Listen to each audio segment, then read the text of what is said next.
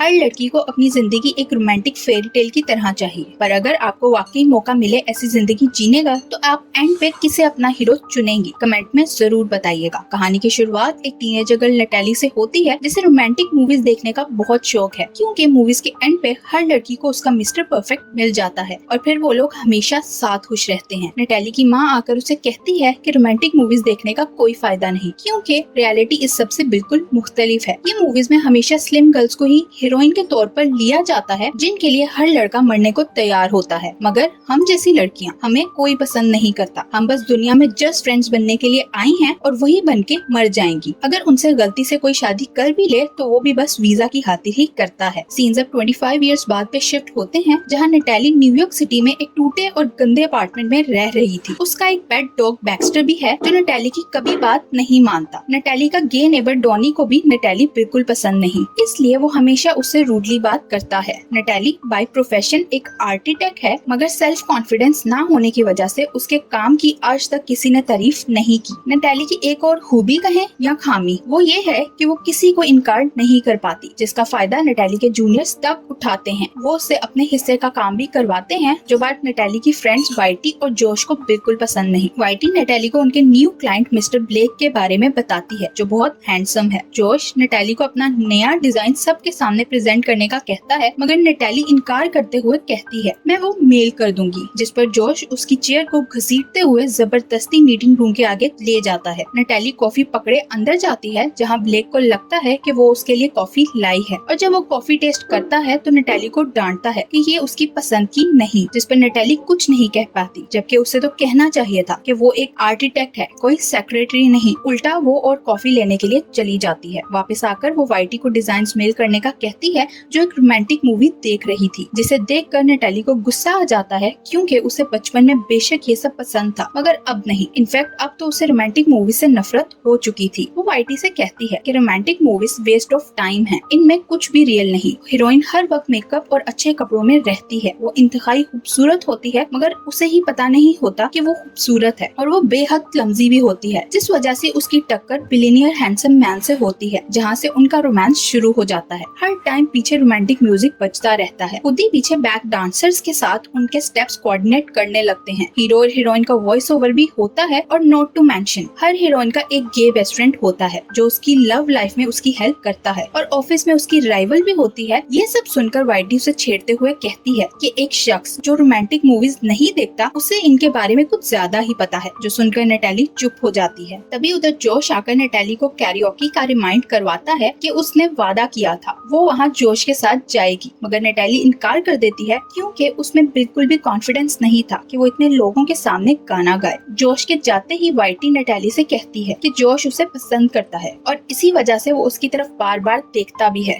जिस पर नटैली कहती है कि वो उसकी विंडो के बाहर लगे बिलबोर्ड को देखता है, जहाँ एक स्लिम सी मॉडल की पिक्चर लगी हुई है। इन शॉर्ट नटैली का भी हैप्पीली आफ्टर से बिल्कुल यकीन उठ चुका था, जैसे उसकी मॉम ने उसे बचपन में कहा था। ऑफिस से वापस जाते वक्त मेट्रो में एक लड़का नटैली को मुसलसल देख रहा था, और स्टेशन पर उतरते ही वो नटैली से कॉफी डेट का पूछता है। इससे पहले नटैली जवाब दे पाती, वो उससे उसका पर्स छीन कर वहाँ से भागने लगता है, मगर नटैली भी अपना पर्स नहीं छोड़ती, जो देखकर वो चोर नटैली से कहता है कि वो ये सब अपने बच्चों के लिए कर रहा है, और इमोशनल हुए नटैली अपना पर्स छोड़ देती है, जिस पर वो चोर उसकी बेवकूफी पे हंसते हुए उसका पर्स लिए भागने लगता है। पर उसने नटैली से पंगा लिया था, जो गुस्से में उसे प्राइवेट जगह पे हिट करती अपना पर्स लिए भागती है, पर सीधा जाकर पॉल के साथ टकराने की वजह से बेहोश हो जाती है। नटैली को जब होश आता है तो वो खुद को एक हॉस्पिटल में पाती है, जहाँ एक हैंडसम डॉक्टर आकर नटैली की तारीफ करता है कि वो बहुत खूबसूरत है, जो नटैली को समझ नहीं आता। जब वो हॉस्पिटल से बाहर आती है तो न्यूयॉर्क सिटी के सड़कों को देखकर हैरान हो जाती है, जो अब बहुत साफ सुथरी हो चुकी थी। नटैली अपने ध्यान में चल रही होती है जब उसके सामने एक लेमोजीन आ जाती है। उसमें से ब्लेक बाहर आता है, जो नटैली को देखकर कहता है कि इसमें ड्राइवर की तो कोई गलती नहीं, आखिर वो है ही इतनी सुंदर। नटैली को अभी तक कुछ समझ नहीं आ रहा था। ब्लेक उसे घर ड्रॉप करने की ऑफर करता है, जो नटैली मान जाती है। जाने से पहले ब्लेक उसे अपना नंबर देकर जाता है। नटैली जब अपनी बिल्डिंग में जाती है तो वहाँ भी सब बदल गया था, और वो ये सब देखकर हैरान थी। इनफैक्ट अपना अपार्टमेंट इतना लेविश देखकर उसे यकीन नहीं आता, और वो कैमरामैन को बाहर आने का कहती है, क्योंकि उसे लग रहा था ये कोई प्रैंक है। तभी उसके वॉशरूम से आवाज आती है, जहाँ डॉनी उसका नेबर होता है, जो नटैली का गे बेस्ट फ्रेंड है। डॉनी उसे ऑफिस के लिए लेट होने का कहते हुए ड्रॉप करने की ऑफर करता है, जो नटैली मान जाती है। नटैली को ऑफिस में सब बहुत इम्पोर्टेंस दे रहे थे, जैसे वो वहाँ की बॉस हो। नटैली जब वाइटी से उधर मिलती है तो वो भी बिल्कुल उसके राइवल के तौर पर एक्ट करती है, जैसे उससे नफरत करती हो। तभी उधर जॉश आता है, जो नटैली से वैसे ही मिलता है जैसे हमेशा मिलता आया है। नटैली उसे सब बताती है कि शायद वो किसी पैरेलल यूनिवर्स में आ गई है और वो यहाँ की नहीं है, जिस पर जॉश उसका यकीन नहीं करता। वो नटैली को अपने साथ बाहर वॉक पर चलने का कहता है ताकि वो रिलैक्स कर सके। तभी उधर उन्हें एक लड़की चौक करते हुए दिखाई देती है, जिस पर जॉश एक हीरोइक तरीके से उसे बचा लेता है। ये वही लड़की थी जिसका पोस्टर नटैली की ऑफिस विंडो के बाहर था। उसका नाम इजाबेल है, जो एक मॉडल है। वो जॉश को अपनी जान बचाने के लिए साथ लंच पे इनवाइट करती है, तो जॉश मान जाता है क्योंकि ऐसा मौका बार बार नहीं आता। नटैली को ये देखकर बहुत जेलसी फील होती है और वो कुछ गालियां निकालती है, जिसे म्यूट कर दिया जाता है और उसके पीछे कुछ बैकग्राउंड डांसर्स आकर डांस शुरू कर देते हैं। नटैली ये सब देखते हुए 2 और गालियां निकालती है, जिन्हें भी म्यूट कर दिया जाता है, बिल्कुल मूवीज की तरह। नटैली फौरन से पहले उसी मेट्रो स्टेशन जाती है जहाँ वो पॉल से टकराई थी। उधर उसे वही चोर मिलता है, जिस पर नटैली गुस्सा होती है कि ये सब उसकी वजह से हो रहा है। ना वो उसका पर्स चुराता और ना ही वो इस दुनिया में फंसती। वो चोर ये बातें सुनकर नटैली को कहता है कि वो पागल हो चुकी है और वहाँ से चला जाता है। नटैली सबको खत्म करने के लिए ट्रेन के आगे कूदने लगती है, जब पुलिस वहाँ आकर नटैली को बचाकर अपने साथ पुलिस स्टेशन ले जाती है। वो नटैली को अपने किसी रिलेटिव या फ्रेंड को कॉल करके बुलाने का कहती है ताकि उसकी बेल हो सके, मगर नटैली के पास इस दुनिया में किसी का नंबर नहीं था। तभी उसे ब्लेक का दिया हुआ नंबर याद आता है, जिसे वो कॉल करके अपनी हेल्प के लिए बुलाती है। पुलिस स्टेशन से छूटने के बाद नटैली ब्लेक को सब सच बताती है कि वो कैसे इस दुनिया में फंस गई है, मगर ब्लेक सिर्फ एक ही बात करता है कि वो उसे और जानना चाहता है। तभी ब्लेक के फादर की कॉल आती है, जो सुनने के लिए वो साइड पे जाता है और नटैली को अपने ही वॉइस ओवर सुनाई देता है कि ये दुनिया एक बिल्कुल रोमांटिक मूवी की तरह है, जो उसे एंड करने के लिए किसी के साथ प्यार करना होगा। जो सुनकर नटैली समझ जाती है कि वो एक मूवी की लाइफ में आ गई है और मूवी को एंड करने के लिए उसे अपना मिस्टर परफेक्ट ढूंढना पड़ेगा। ब्लेक कॉल एंड करके नटैली के पास आकर उसे डेट के लिए पूछता है, जो नटैली मान जाती है। वो दोनों एक यॉट पर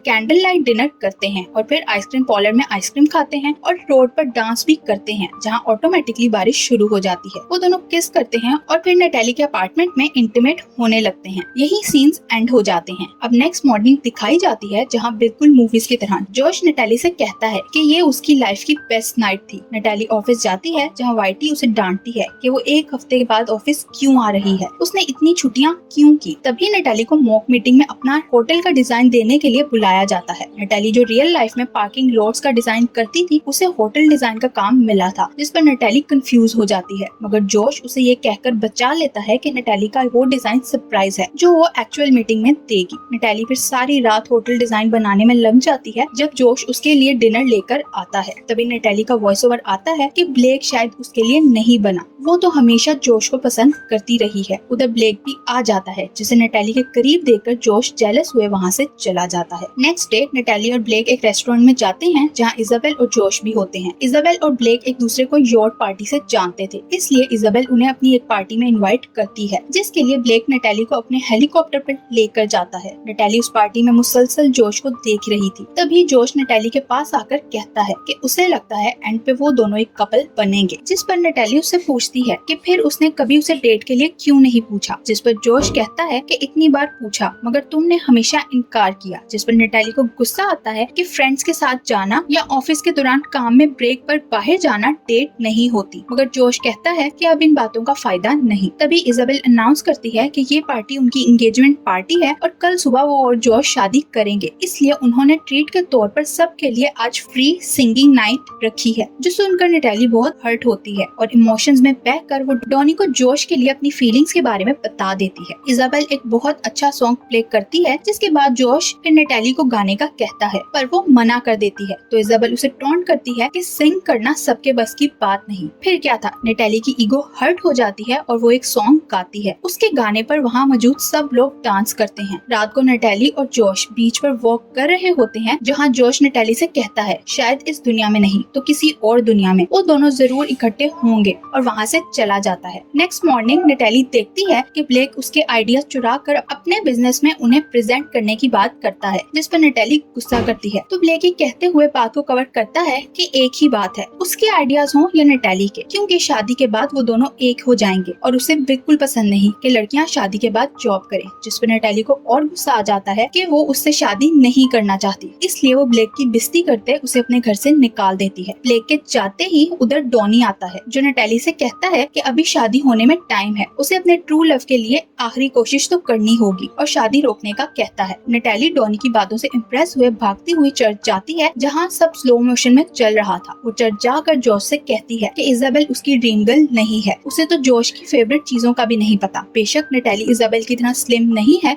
मगर वो स्मार्ट है, इंटेलिजेंट और फनी भी, और गाना भी अच्छा गा लेती है। जॉश को अपनी लाइफ में उस जैसी लड़की की जरूरत है जिसके साथ वो हमेशा इजी महसूस करे। ये सब कह के नटाली को एहसास होता है कि जरूरी नहीं उसे मूवी के एंड पर किसी प्रिंस चार्मिंग से ही प्यार हो, बल्कि उसे तो सेल्फ लव की भी जरूरत है। पिछले कुछ दिनों में उसने खुद में जो चेंज फील किया, उसे अपने इस नए अवतार से प्यार हो गया था, और तभी वो कहती है कि वो खुद से प्यार करने लगी है, और खुशी खुशी गाड़ी में बैठी वहाँ से निकलती है जब उसका एक्सीडेंट हो जाता है। नटाली को जब होश आता है तो वो खुद को हॉस्पिटल में पाती है। उसे लगता है कि वो दोबारा से उसी मूवी वर्ल्ड में आ गई है, और भागते हुए हॉस्पिटल से बाहर आती है जहाँ न्यूयॉर्क की गंदी सड़कों को देखकर खुशी से पागल हो जाती है कि वो वापस अपनी दुनिया में आ गई है। वो अपने उसी छोटे और टूटे हुए अपार्टमेंट में जाती है जहाँ वो बैक्स्टर को बहुत प्यार करती है। वो डिजाइन्स उठाते हुए अपार्टमेंट से बाहर आती है जहाँ डॉनी अपने बॉयफ्रेंड के साथ खड़ा था। नटाली उसे गले लगाकर थैंक यू कहती है क्योंकि डॉनी ने मूवी वर्ल्ड में उसकी बहुत हेल्प की थी। फिर वो अपने ऑफिस आती है जहाँ दोबारा से लोग नटाली को अपना काम कहते हैं, मगर नटाली उन्हें इनकार कर देती है क्योंकि अब उसे सेल्फ कॉन्फिडेंस आ गया था। उधर वो वाइटी को वापस अपनी फ्रेंड पाकर बहुत खुश होती है। फिर अपना आइडिया सबके सामने प्रेजेंट करती है जो ब्लेक और बाकी लोगों को बहुत पसंद आता है, और उसकी काफी तारीफ भी होती है।